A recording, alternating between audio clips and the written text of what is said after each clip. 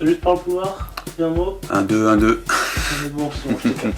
Alors salut à toi Gwendal. Alors j'ai passé 6 ans au Tour FC, donc les 3 années de centre de formation plus 3 ans en pro. Après j'ai passé 2 ans à Amiens et je viens d'arriver au Stade Brestois.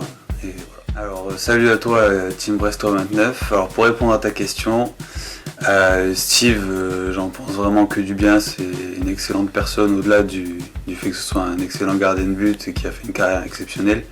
C'est avant tout un mec super avec qui j'ai partagé de très bons moments à Tours et avec qui je suis toujours en contact et voilà, je suis très content d'avoir croisé sa route. Salut Harris, oui, j'ai eu la chance d'être très bien accueilli par le groupe. C'est un groupe avec des mecs qui sont hyper simples et hyper abordables, donc ça a été assez naturel et l'accueil a été super. Mon gardien préféré, c'est assez compliqué, il y en a plusieurs dans différents domaines. Je dirais que Neuer est quand même celui qui a bercé un peu mon enfance, j'ai envie de dire, et ma jeunesse, donc je vais dire Emmanuel Neuer, qui a clairement révolutionné notre poste. Alors mon objectif en venant à Brest, il est assez simple, c'est passer un cap, continuer dans ma progression, et un jour jouer sous les couleurs brestoises en Ligue 1. Alors qui met le plus d'ambiance dans le vestiaire? C'est là une réponse qui est assez simple, c'est Haris Belkebla. J'avais eu la chance de jouer avec lui déjà à Tours et de vivre avec lui dans le vestiaire.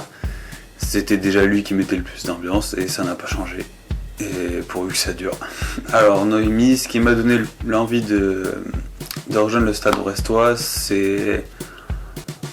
comment dire, alors ça a été le meilleur projet qu'on m'ait proposé, clairement. Quand on m'a proposé ça, je n'ai pas hésité une seule seconde. J'avais eu des échos par Steve et par le fils du coach des gardiens, Julien Lachuer, que c'était un très bon club familial qui travaillait bien et c'est quelque chose qui me correspond assez et du coup je n'ai pas hésité et je suis venu directement. Je dirais que c'est Romain Fèvre.